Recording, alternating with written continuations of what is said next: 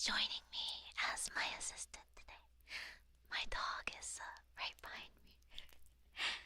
She always gets worried when I run off into the closet. So she is right behind me. I hope that is okay. I did put up a poll here today, to see what would be the most interesting to read today.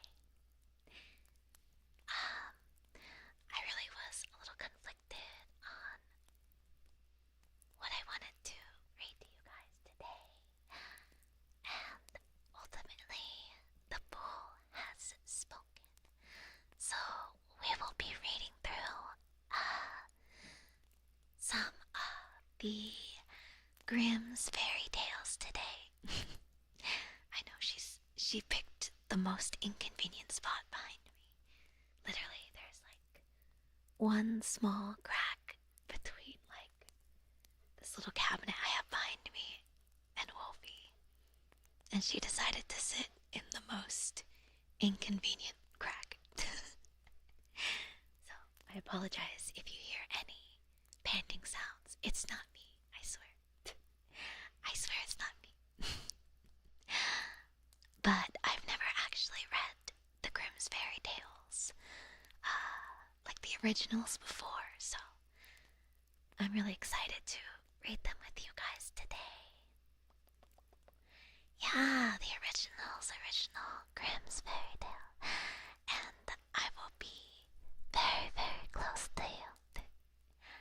Super duper close, okay? So, you guys can let me know if anything sounds odd or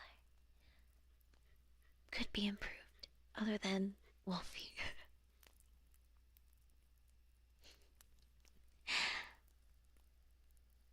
But I'll be reading to you guys, so I really want you guys to be able to get really, really cozy. You know, if you had a really long week and a really long night. If you're listening to this way in the future and you just want something to doze off to, or maybe something to help you focus, then I hope you are able to find the peace and relaxation that you need, okay? Yeah, I've heard there's some dark endings in these, so we'll be reading through a few of them, and I will do my best to timestamp them for you guys, so if there's anything you want to go back to in the future and listen to, then you can do that. Sorry, oh my gosh, the popping sounds are such a habit for me. A habit of popping sounds. And, yeah, I guess that's it. So, I want you guys to close your eyes. Close your eyes here and get super, super cozy, okay? Nice and cozy. And relax the best that you can, okay? And close your eyes because you're in my library or reading room. I don't know. The cozy fireplace reading room. And I want you to listen to the sound of my voice and get lost in the story, okay? Alright. So, the first story that we're going to be reading today, I have it pulled up here. At least I did have it pulled up. Hold on. Okay. Alright. So, the first story I have for you today is Little Red Riding Hood. And these are the original Grimm's tales, okay? And before we begin, just remember to relax and have a good time, okay? Once upon a time, there was a dear little girl who was loved by everyone who looked at her, but most of all by her grandmother, and there was nothing that she would not have given to the child. Once she gave her a little cap of red velvet, which suited her so well that she would never wear anything else. So she was always called Little Red Cap. One day, her mother said to her, "Come, Little Red Cap. Here is a piece of cake and a bottle of wine. Take them to your grandmother. She is ill and weak, and they will do her good. Set out before it gets hot, and when you are going, walk quietly and nicely, and do not run off the path, or you may fall and break the bottle, and then your grandmother will not get anything. And when you go into her room, don't forget to say good morning, and don't peep into every corner before you do it." "I will take great care," said Little Red Cap to her mother, and gave her hand on it. The grandmother lived out in the wood, half a league from the village, and just as Little Red Cap entered the wood, a wolf met her. Red Cap did not know what a wicked creature he was, and was not at all afraid of him. "Good day, Little Red Cap," said he. "Thank you kindly, Wolf. Whither away so early, Little Red Cap?" "To my grandmother's." "What have you got in your apron?" "Cake and wine. Yesterday was baking day, so poor sick grandmother is to have something good to make her stronger." "Where does your grandmother live, Little Red Cap?" "A good quarter of a league further on in the wood. Her house stands under the 3 large oak trees. The nut trees are just below." "You surely must know it," replied Little Red Cap. The wolf thought to himself, "What a tender young creature. What a nice plump mouthful. She will be better to eat than the old woman. I must act craftily so as to catch both." So he walked for a short time by the side of Little Red Cap. And then he said, "See, Little Red Cap, how pretty the flowers are about here. Why do you not look round? I believe, too, that you do not hear how sweetly the little birds are singing. You walk gravely along as if you were going to school, while everything out here in the wood is merry." Little Red Cap raised her eyes, and when she saw the sunbeams dancing here and there through the trees, and pretty flowers growing everywhere, she thought, "Suppose I take grandmother a fresh nosegay. that would please her too.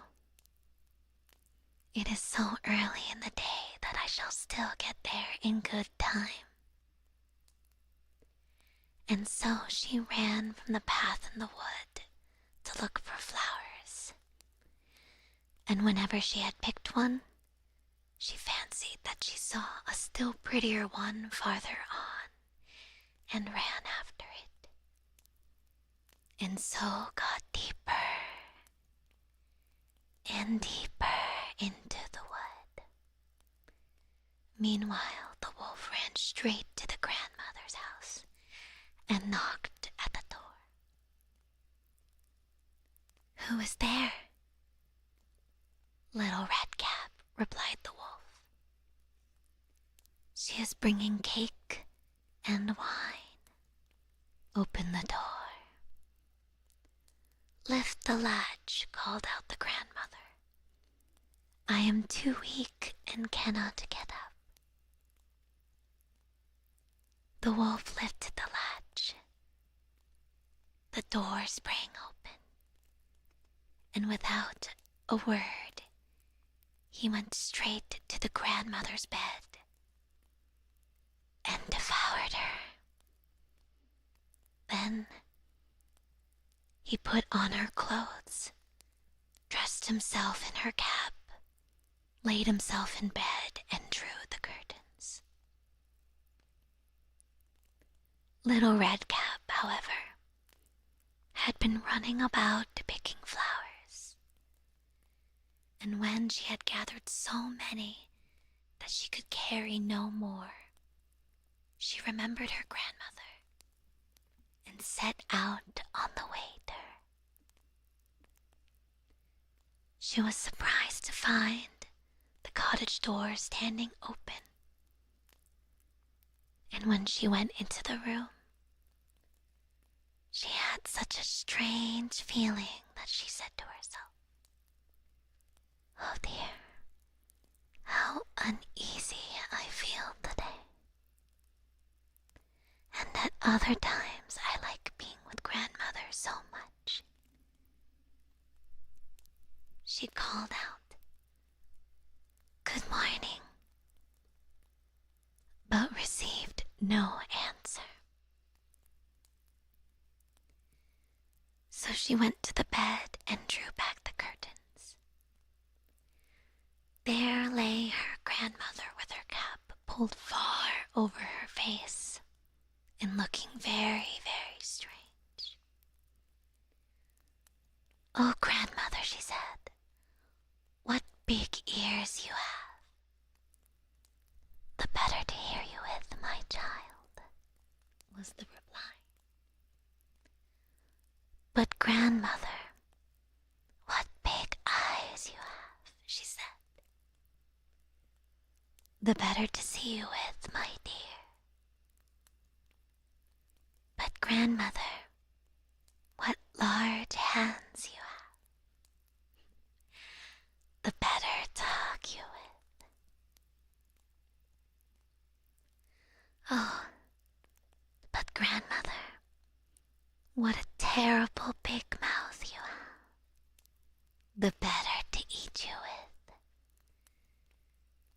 And scarcely had the wolf said this, then with one bound he was out of bed and swallowed up Redcap. When the wolf had appeased his appetite, he lay down again in the bed, fell asleep, and began to snore very loud. The huntsman was just passing the house and thought to himself, "How the old woman is snoring. I must just see if she wants anything." So he went into the room, and when he came to the bed, he saw that the wolf was laying in it. "Do I find you here, you old sinner?" said he. "I have long sought you." Then, just as he was going to fire at him, it occurred to him that devoured the grandmother, and that she still might be saved.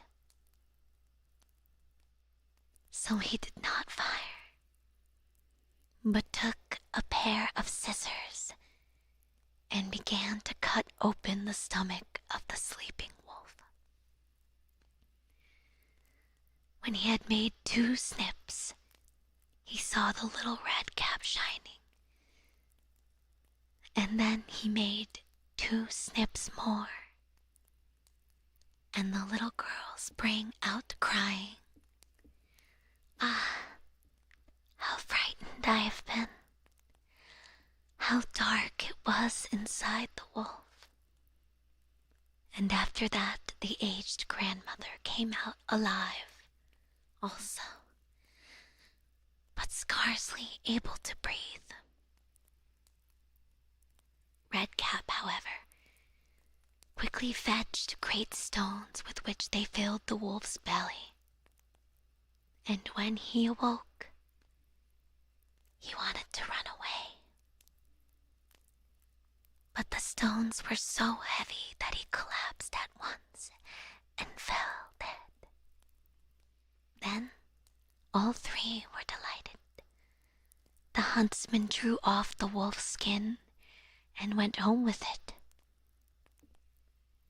The grandmother ate the cake and drank the wine which Redcap had brought, and revived. But Redcap thought to herself, "As long as I live, I will never by myself leave the path to run into the wood when my mother has forbidden me to do so." It also related that once Redcap was again taking cakes to the old grandmother, another wolf spoke to her and tried to entice her from the path. Redcap, however, was on her guard and went straight forward on her way and told her grandmother that she had met the wolf and that he had said good morning to her, but with such a wicked look in his eyes that if he had not been on the public road, she was certain he would have eaten her up. "Well," said the grandmother, "we will shut the door that he may not come in." Soon afterwards, the wolf knocked and cried, "Open the door, grandmother. I am little Redcap and am bringing you some cakes." But they did not speak or open the door. So the gray beard stole twice or thrice round the house, and at last jumped on the roof, intending to wait until Redcap went home in the evening, and then to steal after her and devour her in the darkness. But the grandmother saw what was in his thoughts. In front of the house was a great stone trough. So she said to the child, "Take the pail, Redcap. I made some sausages yesterday. So carry the water in which I boiled them to the trough." Redcap carried until the great trough was quite full. Then the smell of the sausages reached the wolf, and he sniffed and peeped down, and at last stretched out his neck so far that he could no longer keep his footing and began to slip, and slipped down from the roof straight into the great trough, and was drowned. But Redcap went joyously home, and no one ever did anything to harm her again.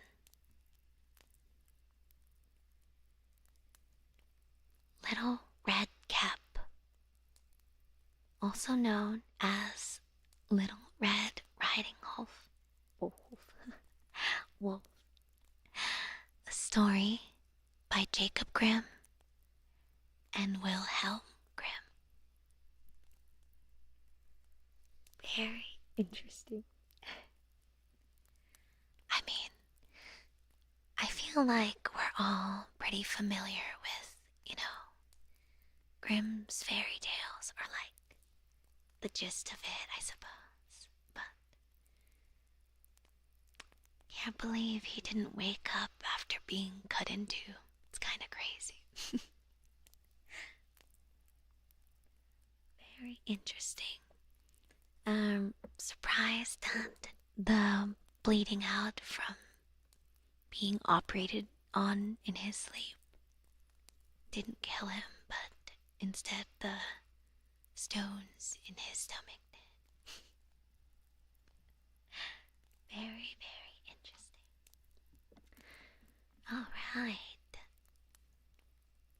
so the next one I kind of want to read is... There's a lot of them, so if there's any stories that you guys want me to read through, this is the list I'm using.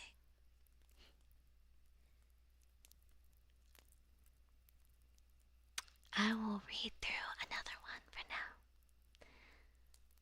How about we read Rapunzel?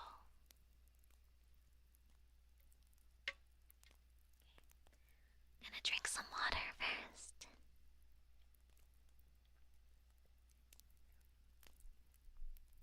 Okay. Rapunzel by Jacob Grimm and Wilhelm Grimm. There was once a man and a woman who had long in vain wished for a child. At length, the woman hoped that God was about to grant her desire.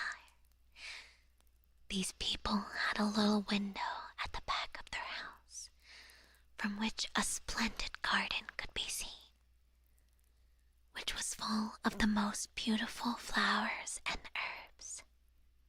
It was, however, surrounded by a high wall, and no one dared to go into it because it belonged to an enchantress who had great power and was dreaded by all the world. One day, the woman was standing by this window and looking down into the garden, when she saw a bed which was planted with the most beautiful rampion, and it looked so fresh and green that she longed for it.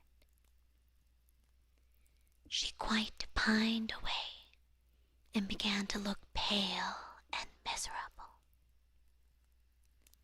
Then her husband was alarmed and asked, "What ails you, dear wife?" "Ah," she replied, "if I can't eat some of the Rapunzel, which is in the garden behind our house, I shall die." The man who loved her thought, "Sooner than let your wife die, bring her some of the Rapunzel yourself. Let it cost what it will." At twilight, he clambered down over the wall into the garden of the enchantress, hastily clutched a handful of the Rapunzel and took it to his wife. She at once made herself a salad of it and ate it greedily. It tasted so good to her, so very good, that the next day she longed for it 3 times as much as before. If he was to have any rest, her, oh, if he was to have any rest, her husband must once more descend into the garden. In the gloom of evening, therefore, he let himself down again. But when he clambered down the wall, he was terribly afraid. For he saw the enchantress standing before him. "How can you dare," said she, with angry look, "descend into my garden and steal my Rapunzel like a thief? You shall suffer for it." "Ah," answered he, "let mercy take the place of justice. I only made up my mind to do it out of necessity. My wife saw your Rapunzel from the window and felt such a longing for it that she would have died if she had not got some to eat." Then the enchantress allowed her anger to be softened and said to him, "If the case be as you say, I will allow you to take with you as much Rapunzel as you will. Only I make one condition. You must give me the child which your wife will bring into the world. It shall be well treated, and I will care for her like a mother."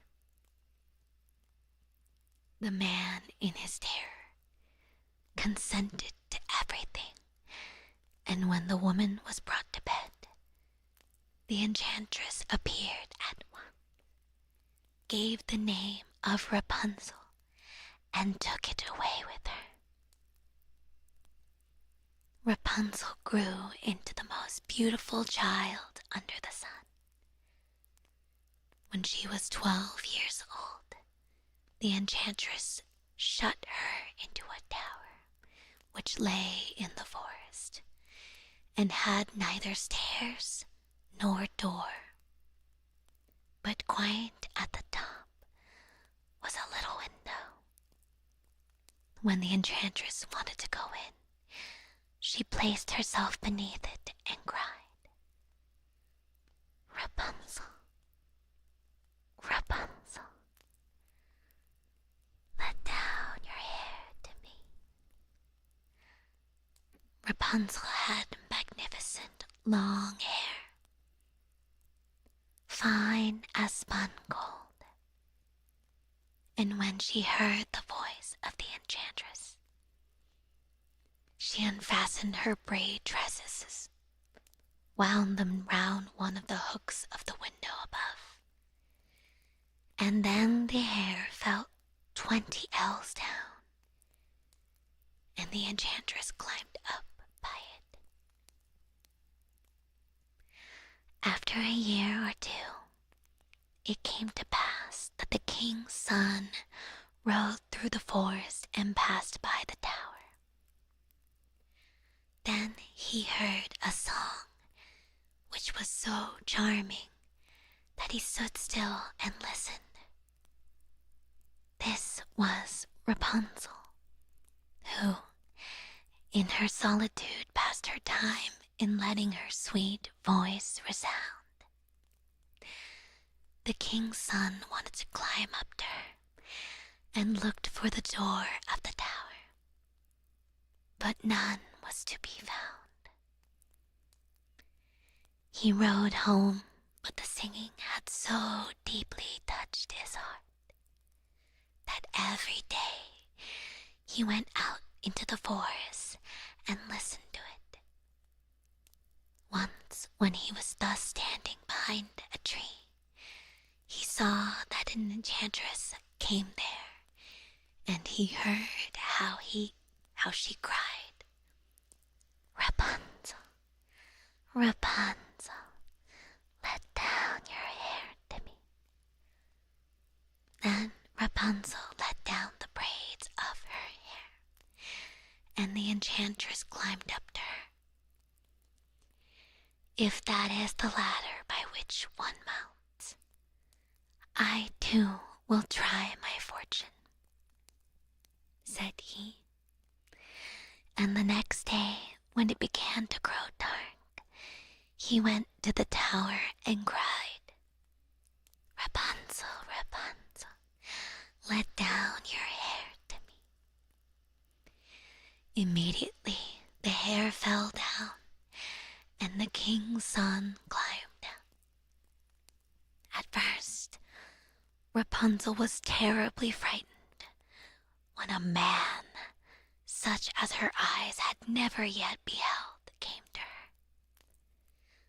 But the king's son began to talk to her, quite like a friend, and told her that his heart had been so stirred that it had let him have no rest, and he had been forced to see her.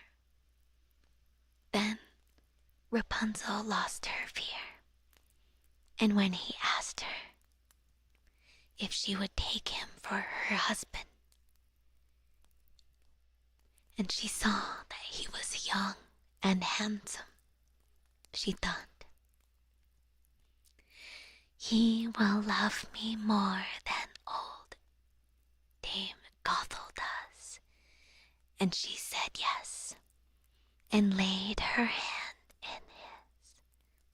She said, I will willingly go away with you, and I do not know how to get down.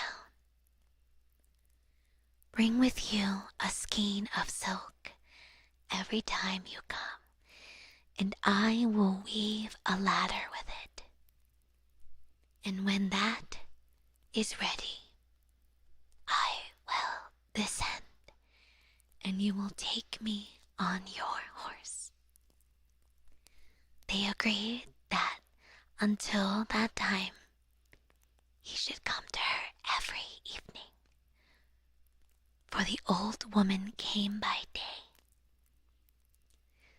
The enchantress remarked nothing of this until once Rapunzel said to her, Tell me, Dame Gothel, how it happens that you are so much heavier for me to draw up than the young king's son.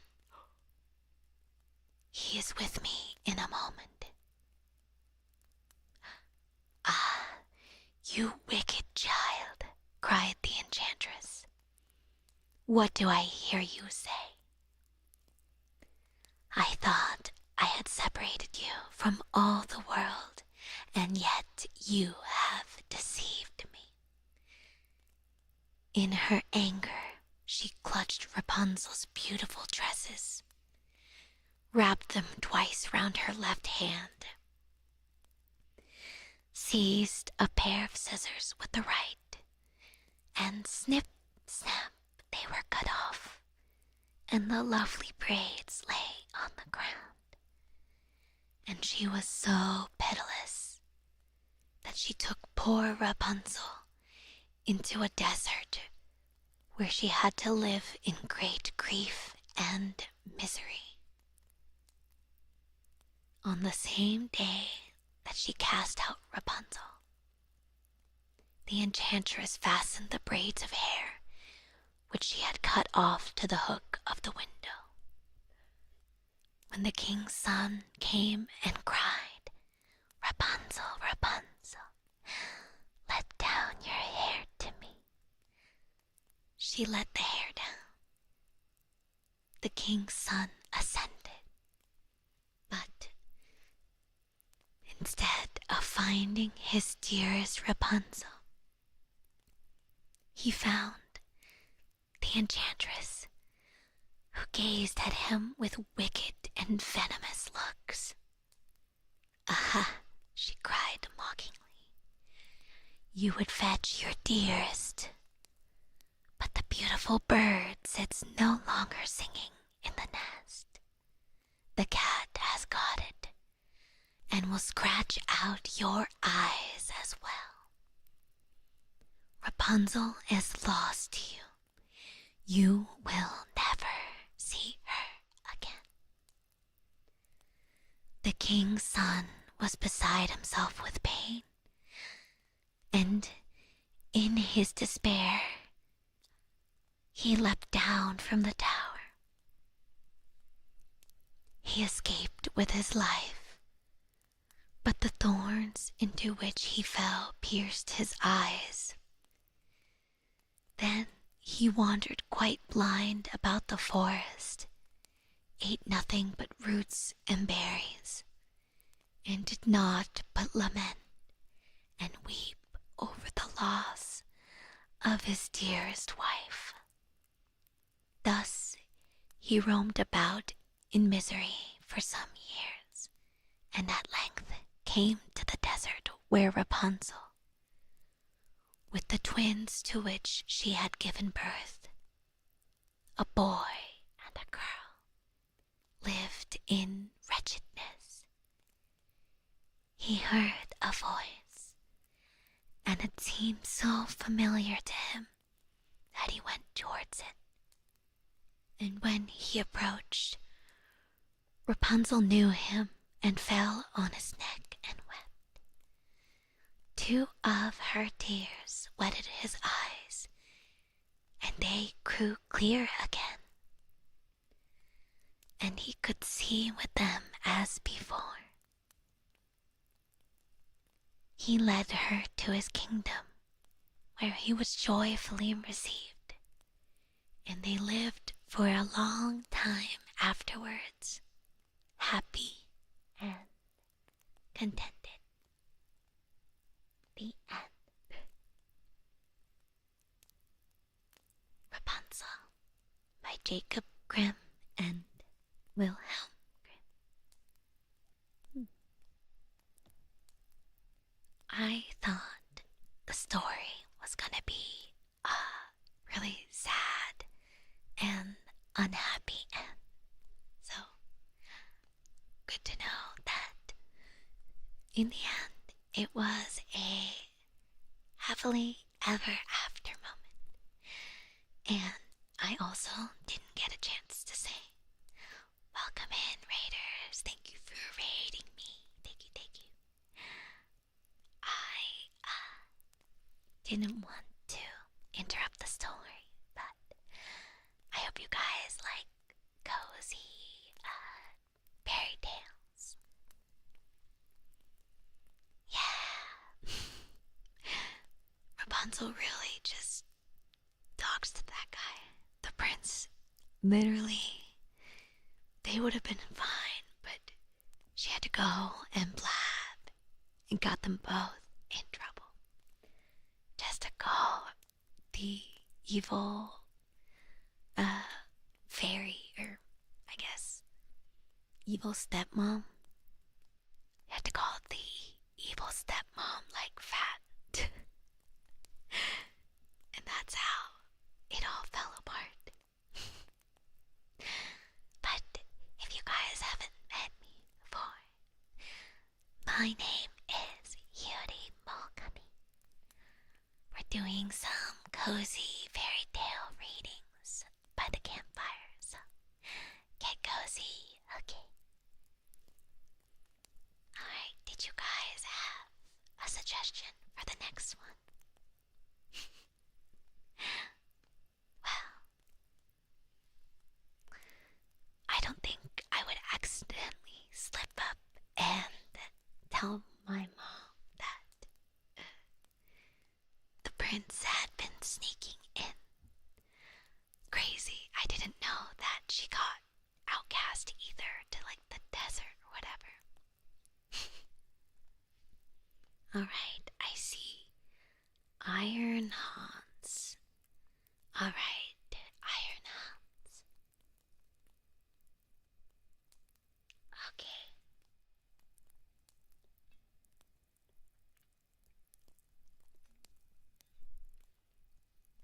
And I don't know this story, so this will be really interesting. Hold on. I'm also gonna adjust my mic a bit. Okay. Perfect. Okay.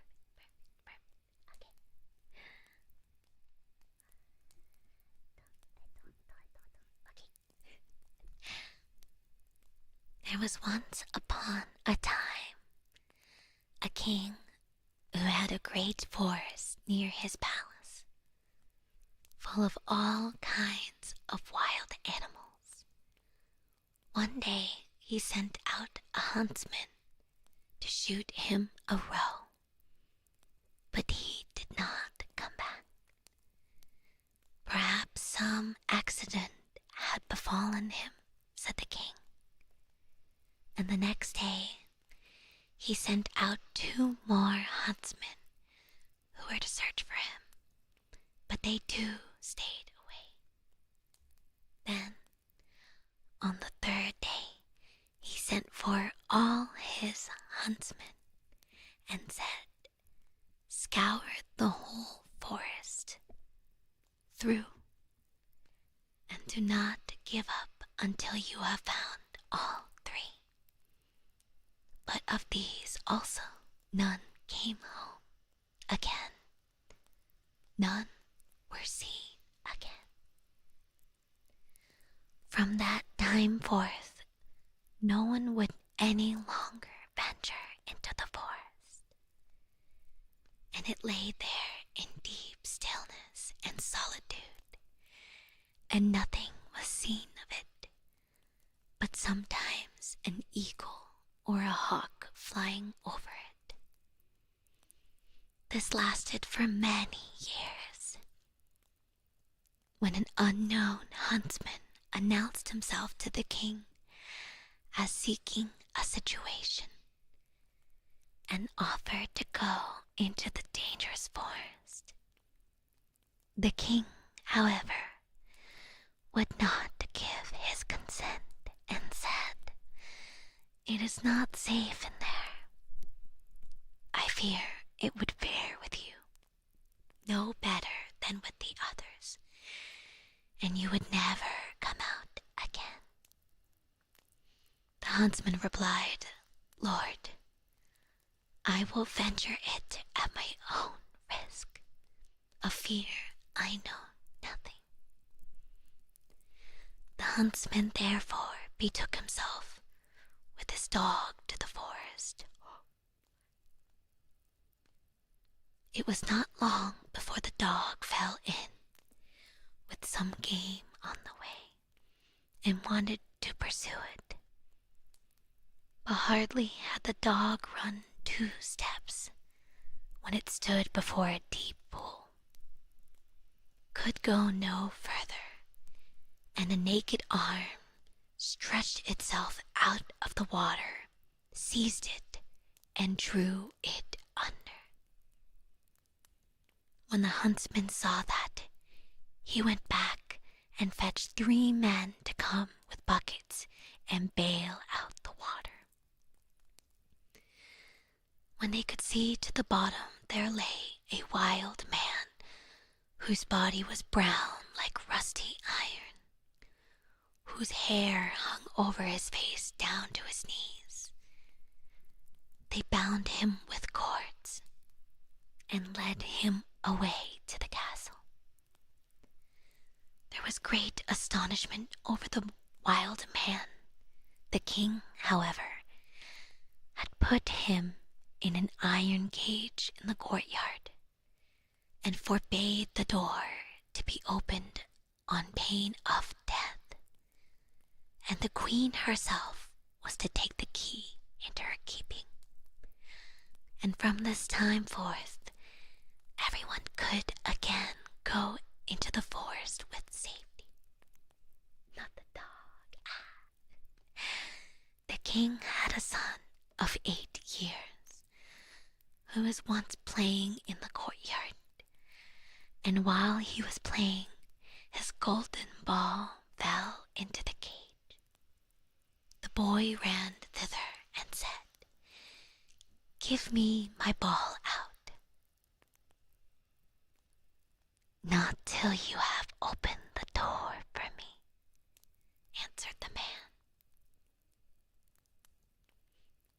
No, said the boy. I will not do that. The king has forbidden it, and ran away. The next day, he again went and asked for his ball.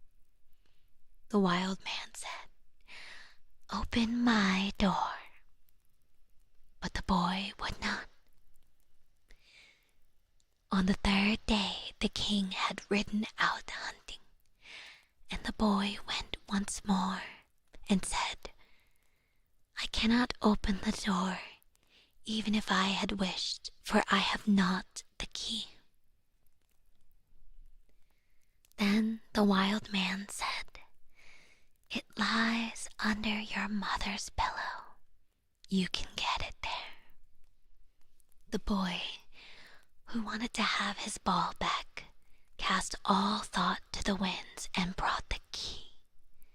The door opened with difficulty, and the boy pinched his fingers. When it was open, the wild man stepped out, gave him the golden ball, and hurried away. The boy had become afraid. He called and cried after him, O wild man, do not go away, or I shall be beaten. The wild man turned back, took him up, set him on his shoulder, and went with hasty steps into the forest. When the king came home, he observed the empty cage and asked the queen how that had happened.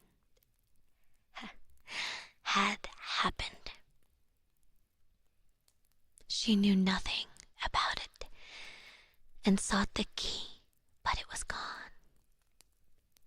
She called the boy, but no one answered.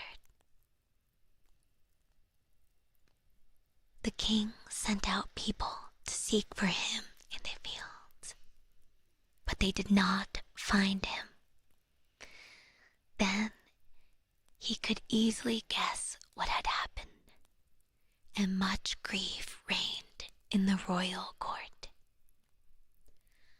When the wild man had once more reached the dark forest, he took the boy down from his shoulder and said to him, You will never see your father and mother again, but I will keep you with me, for you have set me free, and I have compassion on you. If you do all I bid you, you shall fare well. Of treasure and gold have I enough, and more than anyone in the world. He made a bed of moss for the boy, on which he slept, and the next morning the man took him to a well and said, Behold, the gold well is as bright and clear as crystal. You shall sit beside it and take care that nothing falls into it, or it will be polluted. I will come every evening to see if you have obeyed my order. The boy placed himself by the brink of the well, and often saw a golden fish or golden snake show itself therein, and took care that nothing fell in. As he was thus sitting, his finger hurt him so violently that he involuntarily put it in the water. He drew it quickly out again, but saw that it was quite gilded, and whatsoever pains he took to wash the gold off again, all was to no purpose. In the evening, Iron Hans came back, looked at the boy, and said, What has happened to the well? Nothing, he answered, and held his finger behind his back, that the man might not see it. But he said, "You have dipped your finger into the water this time. It may pass, but take care you do not again let anything go in." By daybreak, the boy was already sitting by the well and watching it. His finger hurt him again, and he passed it over his head. And then, unhappily, a hair fell down into the well. He took it quickly out, but it was already quite gilded. Iron Hans came and already knew what had happened. "You have let a hair fall into the well," said he. "I will allow you to watch it by it once more. But if this happens for the third time, then the well is polluted and you can no longer remain with me." On the third day, the boy sat by the well and did not stir his finger, however much it hurt him. But the time was long to him, and he looked at the reflection of his face on the surface of the water. And as he still bent down more and more while he was doing so, and trying to look straight into the eyes, his long hair fell down from his shoulders into the water. He raised himself up quickly, but the whole of the hair of his head was already golden and shone like the sun. You can imagine how terrified the poor boy was. He took his pocket handkerchief and tied it round his head in order that the man might not see it. When he came, he already knew everything and said, "Take the handkerchief off." Then the golden hair streamed forth, and let the boy excuse himself as he might. It was of no use. "You have not stood the trial, and can no longer stay here no longer. Go forth into the world. There you will learn what poverty is. But as you have not a bad heart, and as I mean well by you, there is one thing I will grant you. If you fall into any difficulty, come to the forest and cry, 'Iron Hans,' and then I will come and help you. My power is greater than you think, and I have gold and silver in abundance." Then the king's son left the forest and walked by beaten and unbeaten paths, ever onwards, until at length he reached a great city. There he looked for work, but could find none, and he learnt nothing by which he could help himself. At length he went to the palace and asked if they would take him in. The people about court did not at all know what use they could make of him, but they liked him and told him to stay. At length the cook took him into his service and said he might carry wood and water and rake the cinders together. Once, when it so happened that no one else was at hand, the cook ordered him to carry the food to the royal table. But as he did not like to let his golden hair be seen, he kept his little cap on. Such a thing as that had never yet come under the king's notice.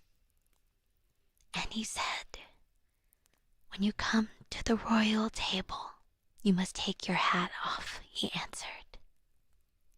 "Ah, Lord, I cannot. I have a bad sore place on my head."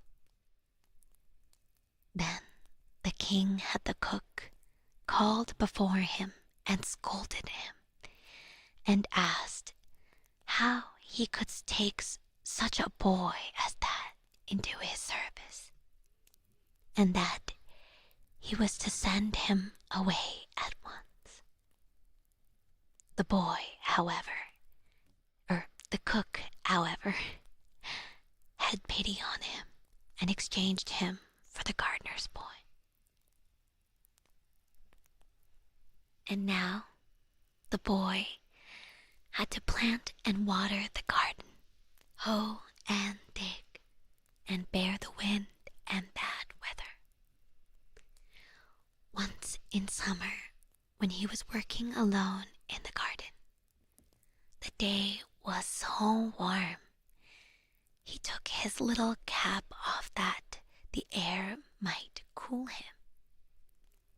As the sun shone on his hair, it glittered and flashed, so that the rays fell into the bedroom of the king's daughter, and up she sprang to see what that could be.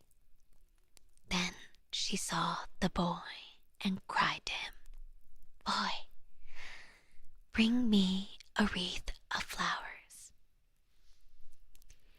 He put his cap on with all haste and gathered wild field flowers and bound them together. When he was ascending the stairs with them, the gardener met him and said, "How can you take the king's daughter a garland of such common flowers? Go quickly, get another, and seek out the prettiest and rarest." "Oh no," replied the boy. "The wild ones have more scent and will please her better." When he got into the room, the king's daughter said, "Take your cap off. It is not seemly to keep it on in my presence." He again said, "I may not. I have a sore head." She, however, caught at his cap and pulled it off, and then his golden hair rolled down on his shoulders, and it was splendid to behold. He wanted to run out, but she held him by the arm and gave him a handful of ducats. With these he departed, and he cared nothing for the gold pieces. He took them to the gardener and said, "I present them to your children. They can play with them." The following day the king's daughter called again to him that he was to bring her a wreath of field flowers, and then he went in with it. She instantly snatched at his cap and wanted to take it away from him, but he held it fast with both hands. She again gave him a handful of ducats, but he would not keep them and gave them to the gardener for playthings for his children. On the third day, things went just the same. She would not get his cap away from him, and he would not have her money. Not long afterwards, the country was overrun by war. The king gathered together his people and did not know whether or not he could offer any opposition to the enemy. who was superior in strength and had a mighty army.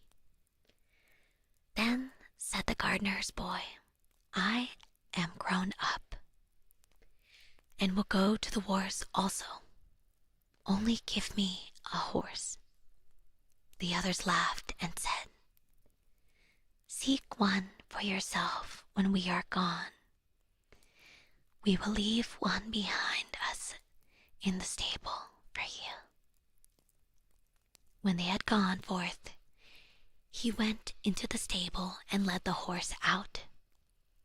It was lame of one foot and limped hobblety-jib, hobblety-jib.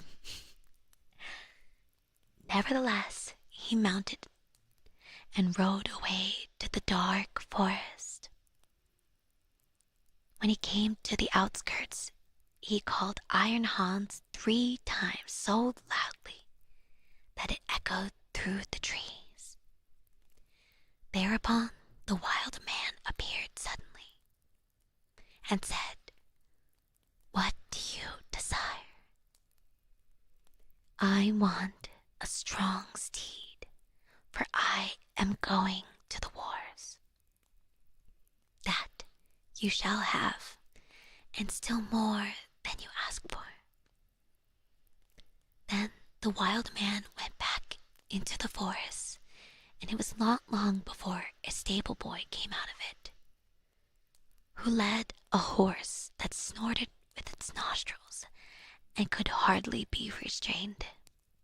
And behind them followed a great troop of warriors, entirely equipped in iron, and their swords flashed in the sun. The youth made over his 3-legged horse to the stable boy, mounted the other, and rode at the head of the soldiers. When he got near the battlefield, a great part of the king's men had already fallen, and little was wanting to make the rest give way. Then the youth galloped thither with his iron soldiers, broke like a hurricane over the enemy, and beat down all who opposed him. They began to flee, but the youth pursued and never stopped, until there was not a single man left. Instead of returning to the king, however, he conducted his troop by byways back to the forest and called forth Iron Hans. What do you desire? Asked the wild man. Take back your horse and your troops. Give me my 3-legged horse again. All that he asked was done, and soon he was riding on his 3-legged horse. When the king returned to his palace, his daughter went to meet him and wished him joy of his victory. I am not the one who carried away the victory, said he, but a strange knight who came to my assistance without his soldiers. The daughter wanted to hear who the strange knight was, but the king did not know and said, He followed the enemy, and I did not see him again. She inquired of the gardener where his boy was, but he smiled and said, He has just come home on his 3-legged horse, and the others have been mocking him and crying, Here comes our hobblety-jib back again. They asked too, Under what hedge have you been lying sleeping all the time? And so he said, I did the best of all, and would have gone badly without me. And then he was still more ridiculed. The king said to his daughter, I will proclaim a great feast that shall last for 3 days, and you shall throw a golden apple. Perhaps the unknown man will show himself. When the feast was announced, the youth went out to the forest and called Iron Hans. "What do you desire?" asked he. "That I may catch the king's daughter's golden apple." "It is as safe as if you had it already," said Iron Hans. "You shall likewise have a suit of red armor for the occasion, and ride on a spirited chestnut horse." When the day came, the youth galloped to the spot, took his place amongst the knights, and was recognized by no one. The king's daughter came forward and threw a golden apple to the knights, but none of them caught it but he. Only as soon as he had had it, he galloped away. On the second day, Iron Hans equipped him as a white knight and gave him a white horse. Again, he was the only one who caught the apple, and he did not linger an instant, but galloped off with it.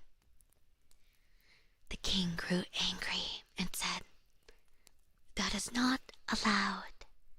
He must appear before me and tell me his name." He gave the order that if the knight who caught the apple should go away again, they should pursue him, and if he would not come back willingly, they were to cut him down and stab him. On the third day, he received from Iron Hans a suit of black armor and a black horse, and again he caught the apple. But when he was riding off with it, the king's attendants pursued him, and one of them got so near him that he wounded the youth's leg with the point of his sword. The youth nevertheless escaped from them, but his horse leapt so violently that the helmet fell from the youth's head, and they could see that he had golden hair. They rode back and announced this to the king. The following day, the king's daughter asked the gardener about his boy. "He is at work in the garden. The queer creature has been at the festival too, and only came home yesterday evening. He has likewise shown my children 3 golden apples which he has won." The king had him summoned into his presence, and he came and again had his little cap on his head. But the king's daughter went up to him and took it off, and then his golden hair fell down over his shoulders, and he was so handsome that all were amazed. "Are you the knight who came every day to the festival, always in different colors, and who caught the 3 golden apples?" asked the king. "Yes," answered he, "and here the apples are." And he took them out of his pocket and returned them to the king. "If you desire further proof, you may see the wound which your people gave me when they followed me. But I am likewise the knight who helped you to your victory over your enemies. If you can perform such deeds as that, you are no gardener's boy. Tell me, who is your father?" "My father is a mighty king, and gold have I in plenty as great as I require." "I well see," said the king, "that I owe my thanks to you. Can I do anything to please you?" indeed you can. Give me your daughter to wife. The maiden laughed and said, He does not stand much on ceremony, but I have already seen by his golden hair that he was no gardener's boy. And then she went and kissed him. His father and mother came to the wedding and were in great delight, for they had given up all hope of ever seeing their dear son again.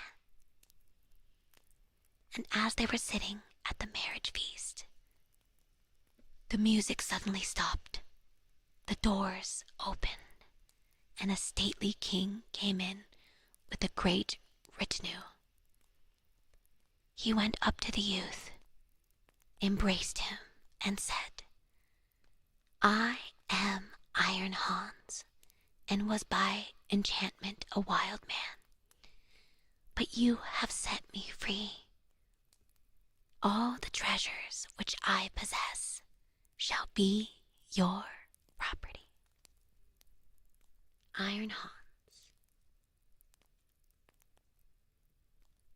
by Jacob Grimm and Wilhelm Grimm. Yeah. That was a good one. I've never heard that story before. How was he set free? Someone with a literary degree can explain it probably. I'm surprised. I thought it was going to have like a dark, twisted ending. I thought the end, when Iron Hans opened the door, that like he was going to request all his stuff back and be like, all of this was because of me, and I will take everything back. But he didn't, and it was less grim than I thought. Thank you for the suggestion, Archwizard. Thank you. Yeah, I thought it was going to be a bad end, but it was fine. He actually rizzed the princess by being blonde. I'm glad he was like a good soul, you know? I feel like they easily could have spun it and made the boy like a really greedy kind of character, you know? Yeah, he was gonna bust down the door and be like, I'm gonna marry the princess, not you. It was a good one. Alright, let's read the next one. He was just a gentle baka. I hope you guys are really liking the story so far. I really like reading. It's really fun. Okay. Do you guys have another suggestion from the list? I realized when I start the story, I'll pin the name of it in the chat so anyone who joins will know what we're reading. So here is the list. I'm reading more, don't worry. It's not over yet. Okay. Are you relaxing? Are you cozy?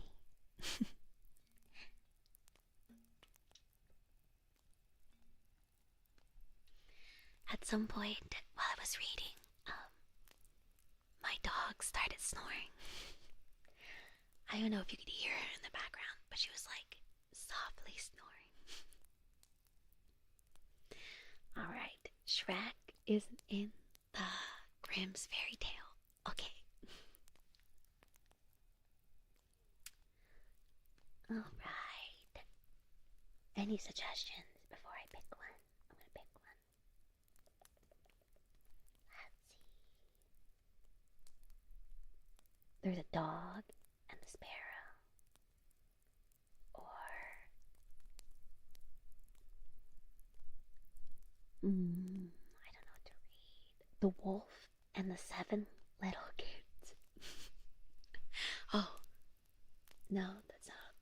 I thought it was a different wolf one, but Rumpelstiltskin, Cat and Mouse in partnership.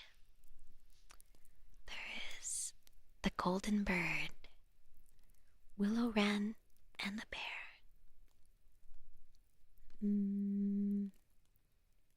The white snake, the turnip.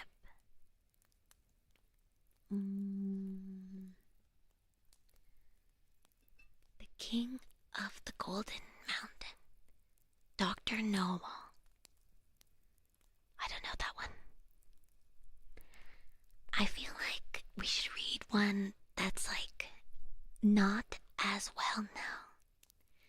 Like, I'm sure we all know Snow White probably, and like Rumpelstiltskin and Hansel and Gretel. Let's see. Best Grimm's Tale.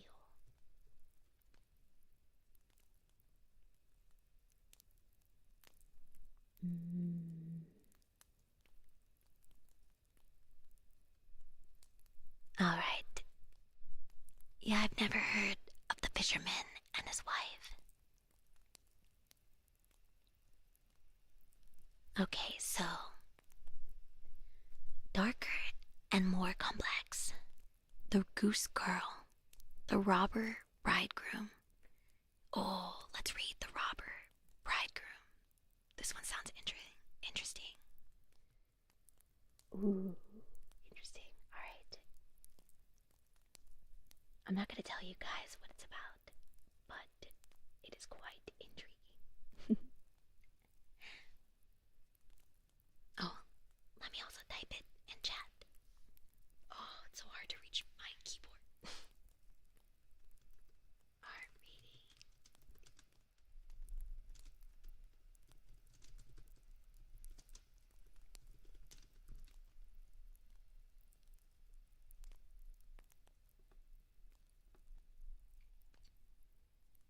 Okay, you guys ready for the next one? Nice and cozy. Nice and cozy.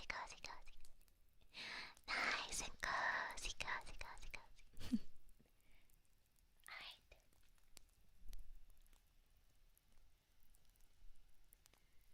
This story is called The Robber Bridegroom. There was once a miller who had one beautiful daughter. And as she was grown up, he was anxious that she should be well married and provided for. He said to himself, I will give her to the first suitable man who comes and asks for her hand. Not long after a suitor appeared, and as he appeared to be very rich, and the miller could see nothing in him with which to find fault, he betrothed his daughter to him. But the girl did not care for the man as a girl ought to care for her betrothed husband. She did not feel that she could trust him, and she could not look at him, nor think of him without an inward shudder. One day, he said to her, You have not yet paid me a visit, although we have been betrothed for some time.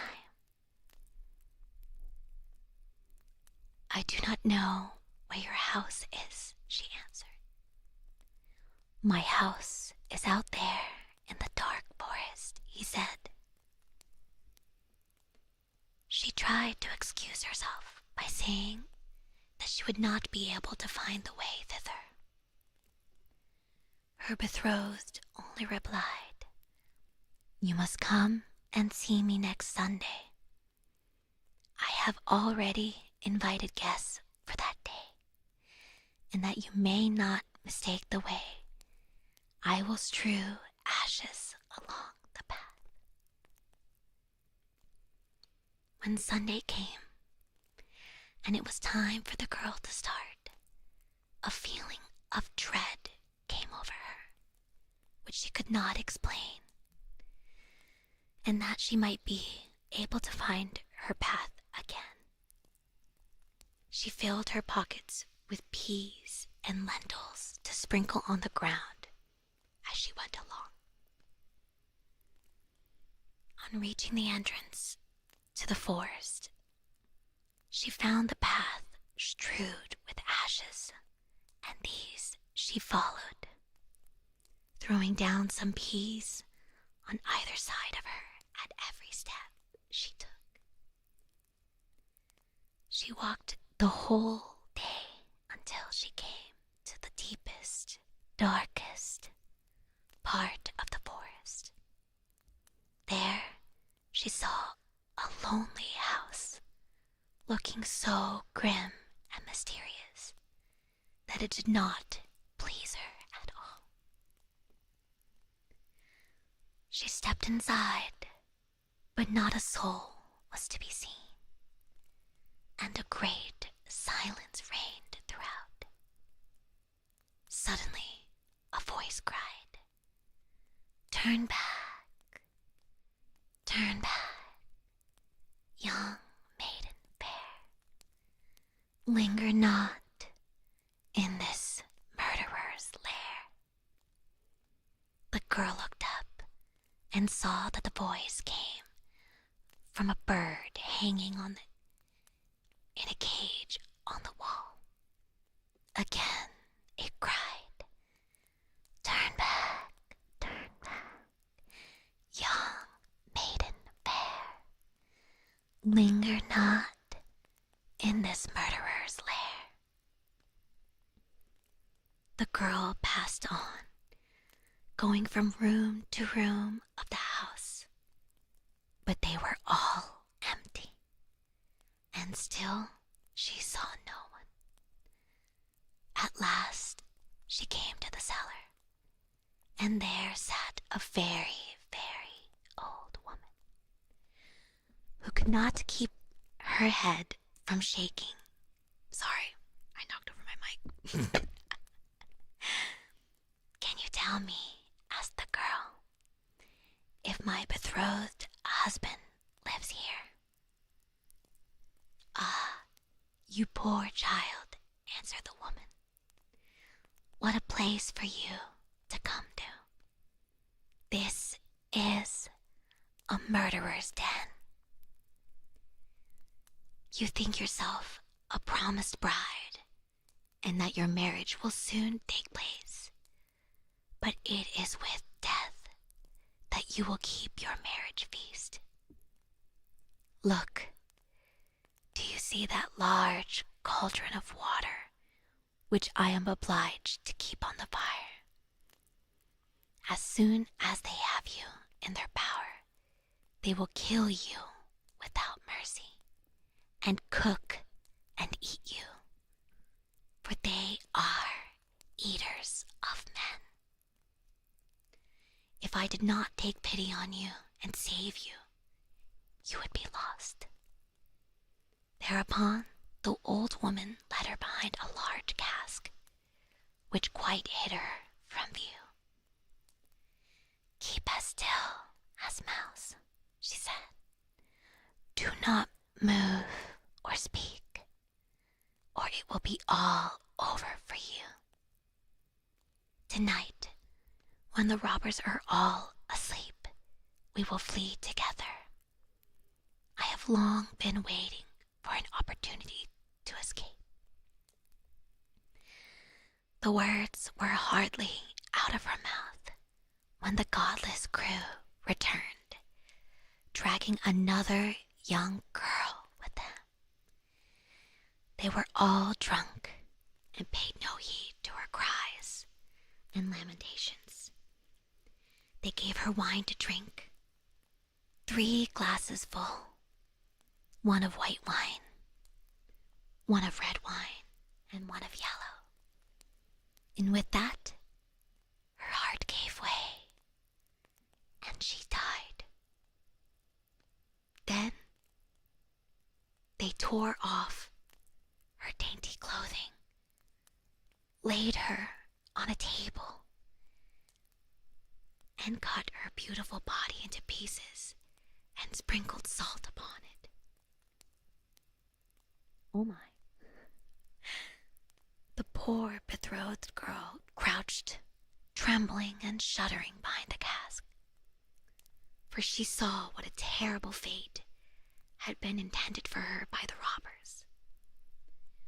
One of them now noticed a gold ring still remaining on the little finger of the murdered girl. As he could not draw it off easily, he took a hatchet, and cut off the finger. But the finger sprang into the air and fell behind the cask into the lap of the girl who was hiding there. The robber took a light and began looking for it, but he could not find it. "Have you looked behind the large cask?" said one of the others. But the old woman called out, "Come and eat your suppers, and let the thing be till tomorrow. The finger won't run away." "The old woman is right," said the robbers, and they ceased looking for the finger and sat down.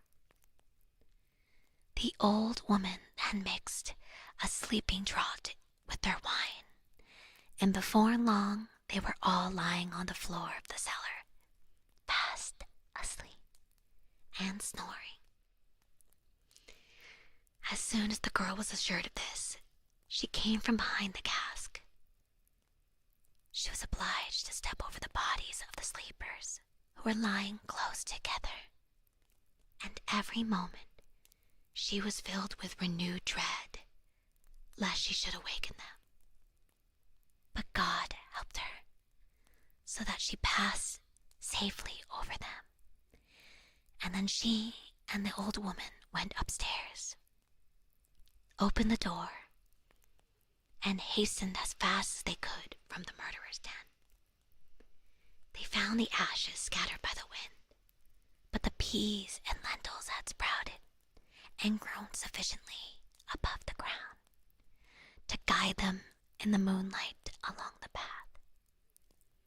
All night long they walked. It was morning before they reached the mill. Then the girl told her father all that had happened. The day came that had been fixed for the marriage. The bridegroom arrived, and also a large company of guests, for the miller had taken care to invite all his friends and relations. As they sat at the feast, each guest in turn was asked to tell a tale. The bride sat still and did not say a word. "And you, my love," said the bridegroom, turning to her, "is there no tale you know? Tell us something." "I will tell you a dream then," said the bride. "I went alone through a forest and came at last to a house. Not a soul could I find within, but a bird that was hanging in a cage on the wall cried, 'Turn back, turn back, young maiden fair. Linger not in this murderer's lair.' And again, a second time, it said these words, 'My darling, this is only a dream.' I went on through the house from room to room, but they were all empty, and everything was so grim and mysterious. At last, I went down to the cellar, and there sat a very, very old woman who could not keep her head still. I asked her if my betrothed lived here, and she answered, 'Ah, you poor child, you are come to a murderer's den. Your betrothed does indeed live here, but he will kill you without mercy, and afterwards cook and eat you. My darling, this is only a dream.' The old woman hid me behind a large cask, and scarcely had she done this when the robbers returned home. dragging a young girl along with them. They gave her 3 kinds of wine to drink: white, red, and yellow. And with that, she died. My darling, this is only a dream. Then they tore off her dainty clothing and cut her beautiful body into pieces and sprinkled salt upon it. My darling, this is only a dream. And one of the robbers saw that there was a gold ring still left on her finger.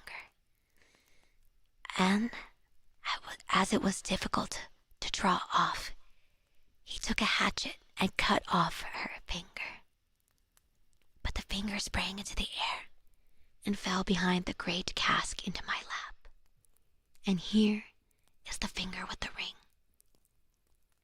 And with these words, the bride drew forth the finger and shooed it into the assembled guests.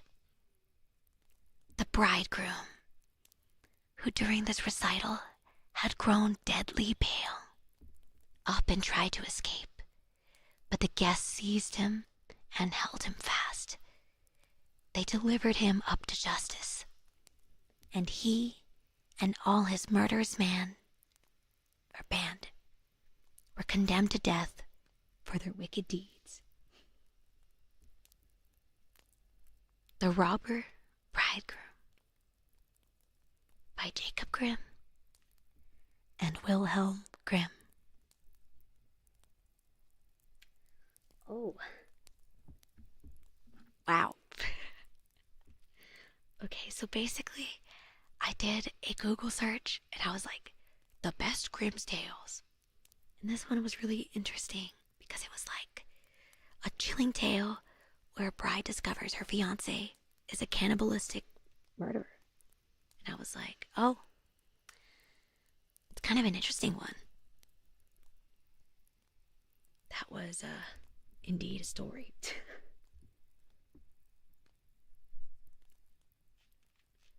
A very stark contrast between that and the previous one for sure. Alright, I have time for one more story for you guys. One more story.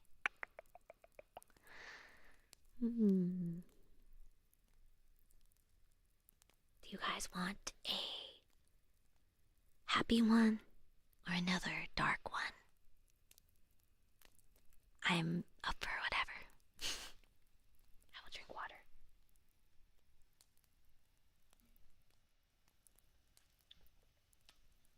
All right.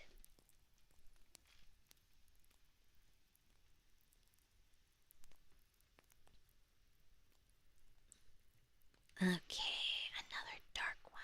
Let's see.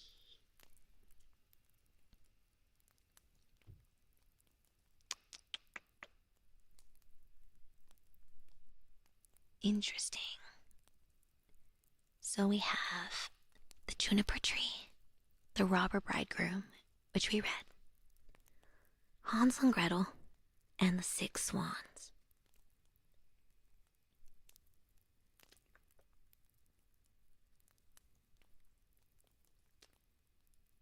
Let's read.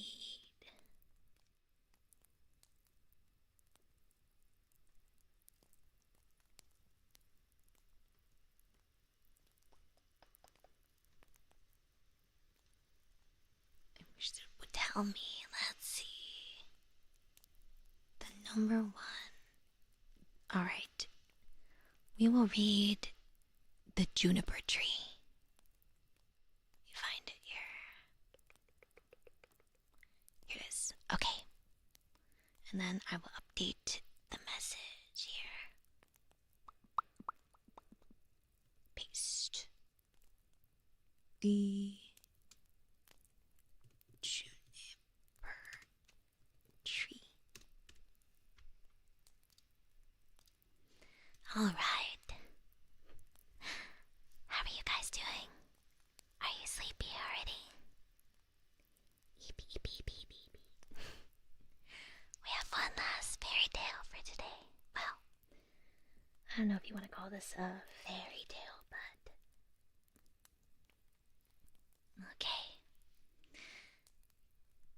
Last story for today.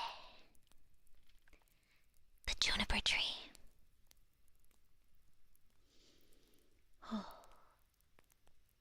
Long, long ago, some 2,000 years or so, there lived a rich man with a good and beautiful wife. They loved each other dearly, but sorrowed much that they had no children. So greatly did they desire to have one, that the wife prayed for it day and night, but still they remained childless. In front of the house there was a court in which grew a juniper tree. One winter's day, the wife stood under the tree to peel some apples, and as she was peeling them, she cut her finger, and the blood fell on the snow. Ah, sighed the woman heavily.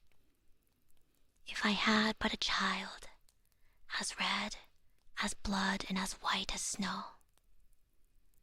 And as she spoke the words, her heart grew light within her, and it seemed to her that her wish was granted. And she returned to the house feeling glad and comforted. A month passed, and the snow had all disappeared. Then another month went by, and all the earth was green. So the months followed one another, and first the trees budded in the woods. And soon the green branches grew thickly intertwined, and then the blossoms began to fall. Once again, the wife stood under the juniper tree, and it was so full of sweet scent that her heart leaped for joy. And she was so overcome with her happiness that she fell on her knees. Presently, the fruit became round and firm, and she was glad and at peace. But when they were fully ripe, she picked the berries and ate eagerly of them. And then she grew sad and ill. A little while later, she called her husband and said to him, weeping, "If I die, bury me under the juniper tree." Then she felt comforted and happy again. And before another month had passed, she had a little child. And when she saw that it was as white as snow and as red as blood, her joy was so great that she died. Her husband buried her under the juniper tree and wept bitterly for her. By degrees, however, his sorrow grew less, and although at times he still grieved over her loss, he was able to go about as usual, and later on he married again. He now had a little daughter born to him. The child of his first wife was a boy, who was red as blood and as white as snow. The mother loved her daughter very much, and when she looked at her and then looked at the boy, it pierced her heart to think that he would always stand in the way of her own child. And she was continually thinking how she could get the whole of the property for her. Oh, evil woman. This evil thought took possession of her more and more. It made her behave very unkindly to the boy. She drove him from place to place with cuffings and buffetings, so that the poor child went about in fear and had no peace from the time he left school to the time he came back. One day, the little daughter came running to her mother in the storeroom and said, "Mother, give me an apple." "Yes, my child," said the wife, and she gave her a beautiful apple out of the chest. The chest had a very heavy lid and a large iron lock. Man, they got good security on their apples. "Mother," said the little daughter again, May not brother have one too? The mother was angry at this, but she answered, yes, when he comes out of school. Just then, she looked out the window and saw him coming, and it seemed as if an evil spirit entered into her. For she snatched the apple out of her little daughter's hand and said, you shall not have one before your brother. She threw the apple into the chest and shut it too. The little boy now came in, and the evil spirit in the wife made her say kindly to him, my son, will you have an apple? But she gave him a wicked look. The thought came to her.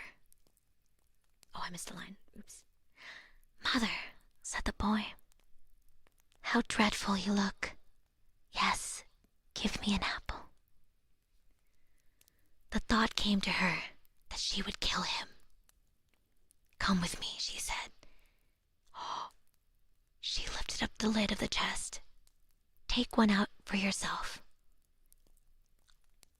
And as he bent over to do so, the evil spirit urged her, and crash! Down went the lid, and off went the little boy's head. Oh my God, what the heck? Then she was overwhelmed with fear at the thought of what she had done. If only I can prevent anyone knowing that I did it, she thought. So she went upstairs to her room and took a white handkerchief out of her top drawer. Then she set the boy's head again on his shoulders and bound it with the handkerchief so that nothing could be seen, and placed him on a chair by the door with an apple in his hand. Soon after this, little Marlene came up to her mother, who was stirring a pot of boiling water over the fire, and said, Mother, brother is sitting by the door with an apple in his hand, and he looks so pale. And when I asked him to give me the apple, he did not answer, and that frightened me. Go to him again, said her mother, and if he does not answer, give him a box on the ear. Oh my God. So little Marlene went and said, Brother, give me that apple. She's gonna gaslight this girl? What? What the heck? So little Marlene went and said, Brother, give me that apple. But he did not say a word. Then she gave him a box on the ear, and his head rolled off. She was so terrified at this that she ran crying and screaming to her mother. Oh, she said, I have knocked off brother's head. And then she wept, and nothing would stop her. What have you done? Said her mother. But no one must know about it, so you must keep silence. What is done can't be undone. Oh my God. We will make him into puddings. And she took the little boy and cut him up and made him into puddings and put him in the pot. What the heck? But Marlene stood looking on and wept, and her tears fell into the pot so that there was no need of salt. Presently, the father came home and sat down to his dinner. He asked, Where is my son? The mother said nothing, but gave him a large dish of black pudding. And Marlene still wept without ceasing. The father again asked, Where is my son? Oh, answered the wife, he has gone into the country to his mother's great uncle. He is going to stay there sometime. What has he gone there for? and he never even said goodbye to me. Well, he likes being there, and he told me he should be away quite 6 weeks. 6 weeks. He is well looked after there. I feel very unhappy about it, said the husband. In case it should not be all right, he ought to have said goodbye to me. With this, he went on with his dinner and said, Little Marlene, why do you weep? Brother will soon be back. Oh my God, this is terrible. Then he asked his wife for more pudding, and as he ate, he threw the bones under the table. Little Marlene went upstairs and took her best silk handkerchief out of her bottom drawer, and in it she wrapped all the bones from under the table and carried them outside. And all the time, she did nothing but weep. Then she laid them in the green grass under the juniper tree, and she had no sooner done so than all her sadness seemed to leave her, and she wept no more. And now the juniper tree began to move, and the branches waved backwards and forwards, first away from one another, and then together again, as it might be someone clapping their hands for joy. After this, a mist came round the tree, and in the midst of it there was a burning, as of fire, and out of the fire there flew a beautiful bird that rose high into the air, singing magnificently. And when it could no longer be seen, the juniper tree stood there as before, and the silk handkerchief and the bones were gone. Little Marlene now felt as light-hearted and happy as if her brother were still alive, and she went back to the house and sat down cheerfully to the table and ate. The bird flew away and alighted on the house of a goldsmith and began to sing. My mother killed her little son. My father grieved when I was gone. My sister loved me best of all. She laid her handkerchief over me and took my bones that they might lie underneath the juniper tree. Kaiwit, Kaiwit, what a beautiful bird am I. The goldsmith was in his workshop making a gold chain when he heard the song of the bird on his roof. He thought it so beautiful that he got up and ran out, and as he crossed the threshold, he lost one of his slippers, but he ran out into the middle of the street with a slipper on one foot and a sock on the other. He still had his apron and still held the gold chain and the pincers in his hands, and so he stood gazing up at the bird while the sun came shining brightly down on the street. Bird, he said, how beautifully you sing. Sing me that song again. Nay, said the bird, I do not sing twice for nothing. Give that gold chain, and I will sing it you again. Here is the chain. Take it, said the goldsmith. Only sing me that again.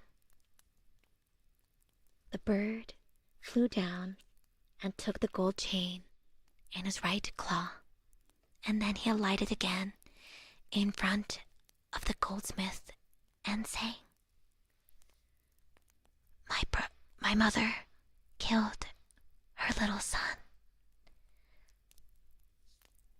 My father grieved when I was gone. My sister loved me best of all. She laid her kerchief over me and took my bones that they might lie underneath the juniper tree. Kaiwit, Kaiwit, what a beautiful bird am I. Then he flew away and settled on the roof of a shoemaker's house and sang, "My mother killed her little son. My father grieved when I was gone. My sister loved me best of all. She laved her kerchief over me and took my bones that they might lie underneath the juniper tree. Kaiwit, Kaiwit, what a beautiful bird am I." The shoemaker heard him, and he jumped up and ran out in his shirt sleeves and stood looking up at the bird on the roof with his hand over his eyes to keep himself from being blinded by the sun. "Bird," he said, "how beautifully you sing." Then he called through the door to his wife, "Wife, come here. There is a bird. Come and look at it and hear how beautifully it sings." Then he called his daughter and the children, then the apprentices, girls and boys, and they all ran up the street to look at the bird and saw how splendid it was, with its red and green feathers and its neck like burnished gold and eyes like two bright stars in its head. "Bird," said the shoemaker, "sing me that song again." "Nay," answered the bird, "I do not sing twice for nothing. You must give me something." "Wife," said the man, "go into the garret. On the upper shelf you will see a pair of red shoes. Bring them to me." Uh-oh, my phone died. Oh, we still have quite a way in the story. Oops, wow. It's okay, you guys get to listen to me. Sorry, I fell asleep without charging my phone, so there. You guys just get to watch me stare at you. Smile. "Go into the garret. On the upper shelf, you will see a pair of red shoes. Bring them to me." The wife went in and fetched the shoes. "There," said the shoemaker. "Now sing me that song again." The bird flew down and took the red shoes in his left claw, and then went back to the roof and sang, "My mother killed her little son. My father grieved when I was gone. My sister loved me best of all. She laid her kerchief over me and took my bones that they might lie underneath the juniper tree. Kaiwit, Kaiwit, what a beautiful bird am I." Okay, pause. I'm gonna do something a little funny. I'm gonna charge my phone. Give me a second, okay?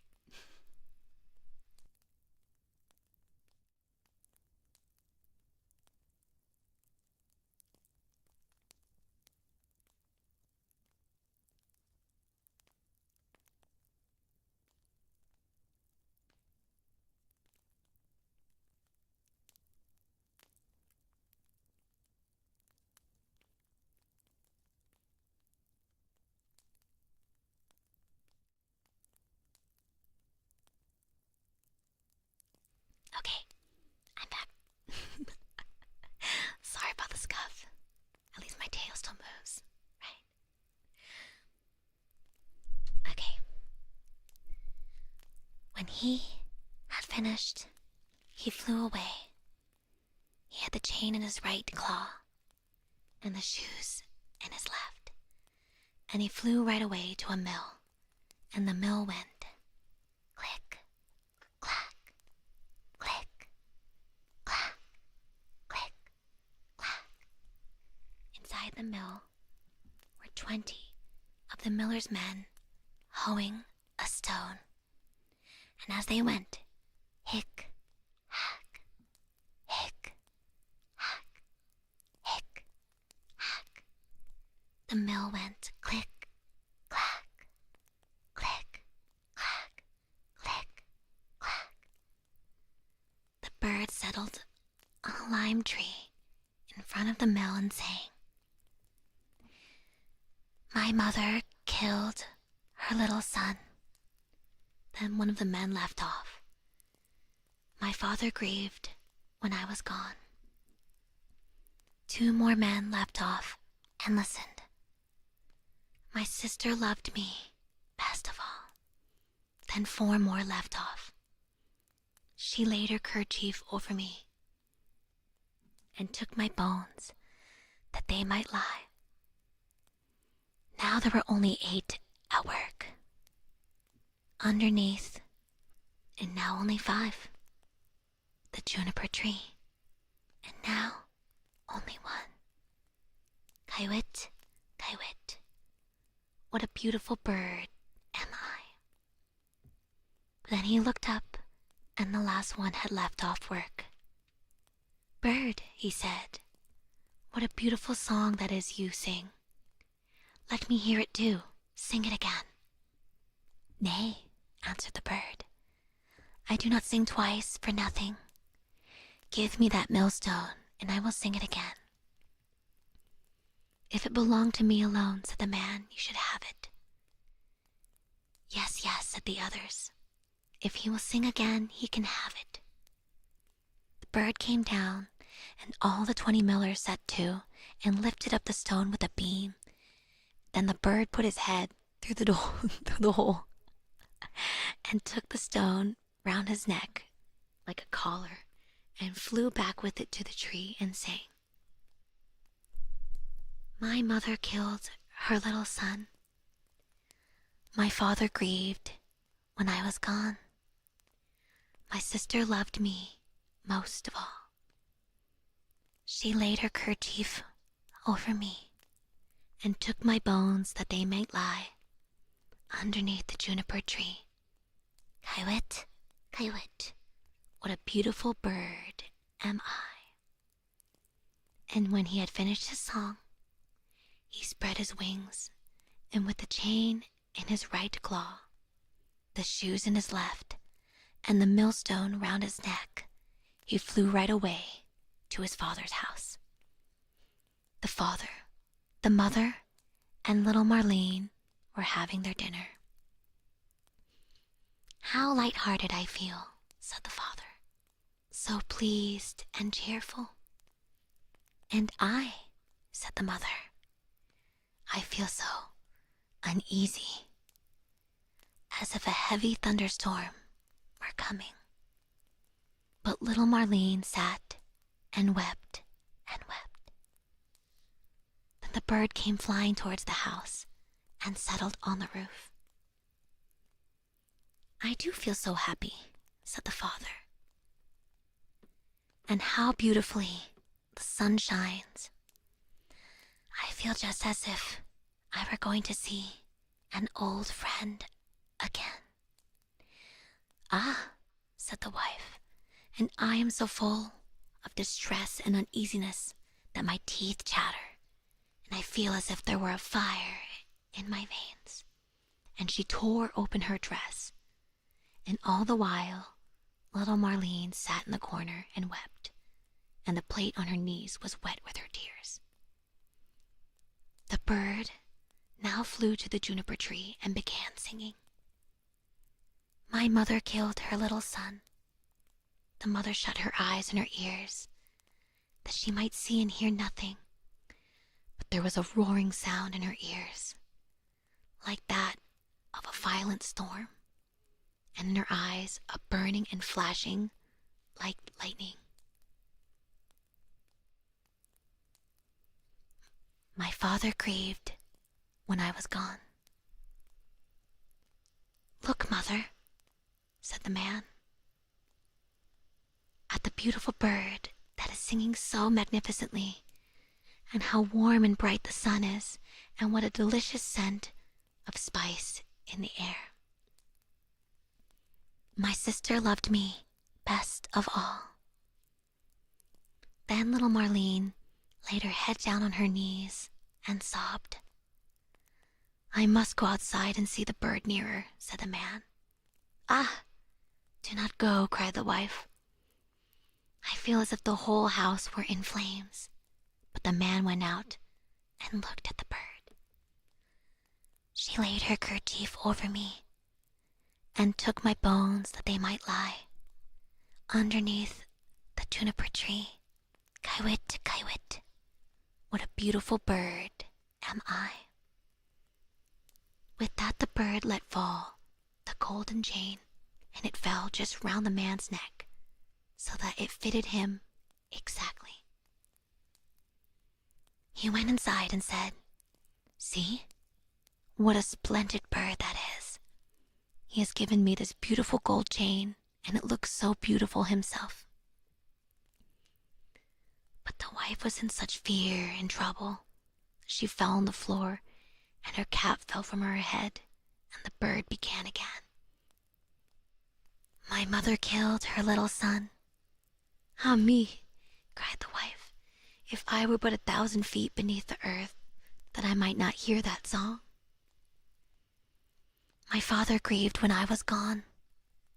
Then the woman fell down again, as if dead.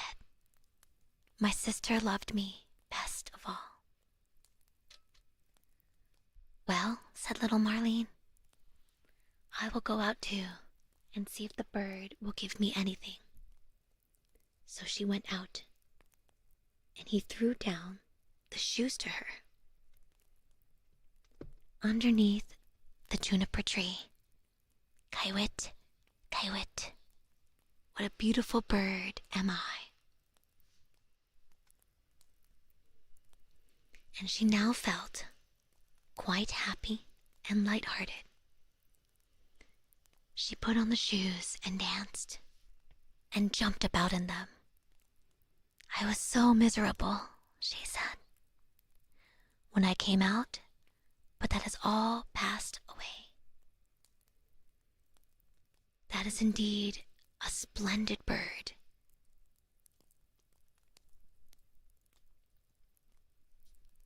Oh, and he has given me a pair of red shoes. The wife sprang up, with her hair standing out from her head like flames of fire. I'm alive again, by the way. Then I will go out too, she said, and see if it will lighten my misery, for I feel as if the world were coming to an end. But as she crossed the threshold, crash! The bird threw the millstone down on her head, and she was crushed to death. The father and little Marlene heard the sound and ran out, but they only saw mist and flame and fire rising from the spot. And when these had passed, there stood the little brother, and he took the father and little Marlene by the hand, and then they all three rejoiced and went inside together and sat down to their dinners and ate. Crazy. The Juniper Tree by Jacob Grimm and Wilhelm Grimm. That was insane. That was a really, really crazy story. Wow. I can't believe in the end the little boy got his revenge. I also can't believe the dad just ate the pudding and he didn't even think about, like, why is my pudding black? And also, why are there bones in my pudding? That was putting the Grimm in Grimm's tales, right? I was also thinking, aren't millstones like really heavy? Aren't they big, or can they be small? I don't know, the bird's magical. I mean, after all, the little boy got freaking resurrected from the fire and ashes of crushing his stepmom, I suppose. Definitely a grim story. Well, I hope you guys enjoyed today's story time with me. It was a lot of fun. I also think, like, maybe I'll make it like a little series, and then we'll do another one. Another, like, Grimm's fairy tale reading stream. A wonderful storyteller, thank you. Good, good, good, good. I want you to be cozy after all. And if you ever need anything to fall asleep to, think about this stream. And come back and listen to it again. Okay? But it's time to sleep. Thank you guys for listening with me. I had a lot of fun reading. And I hope you guys were able to relax or be productive. And if you did get anything good done, I'm proud of you. But for now, it's time to eat. So, as usual, take care of yourself.